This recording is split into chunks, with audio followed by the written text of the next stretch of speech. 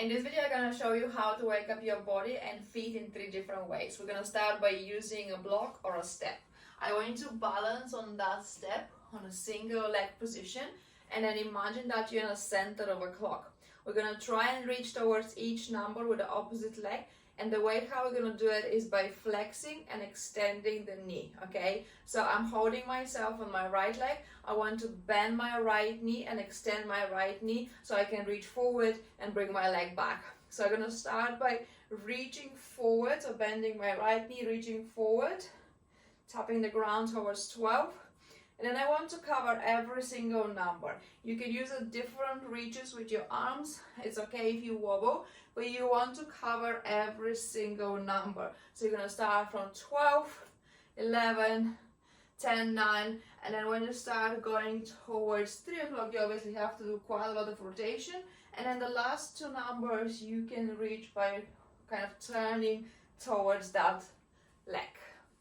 The idea will be every time to bend and extend your knee instead of overreaching and driving motion from the other side. We're going to do something similar, but this time we're going to think about driving the motion from the pelvis and of course allowing the foot and the knee to respond. So I'm going to balance this time on my left leg, and I'm going to do the pretty much same thing. I want to try to reach in a different directions towards each number, but this time thinking about focusing about my pelvis. So I'm thinking about I'm posterior tilting my pelvis and reaching towards 12 o'clock. I'm still posterior tilting the pelvis but slightly turning and reaching towards 1 o'clock. I can do the same towards 2, and then I'm going to stay a bit more neutral. We're going to just reach and rotate. I'm not tilting anymore in a posterior tilt, so I'm now more rotating away from that leg. So I can reach in the directions of 4, 5, 6 o'clock. When I start going towards 7, 8, I need to probably anterior tilt and slightly rotate. So I can start reaching towards 7, 8, 9 o'clock. And again, we're going to think about this time, I'm rotating my pelvis towards 11 and towards 10 o'clock. So you're going to just do pretty much the same movement, but we want to focus on moving the pelvis in the second option.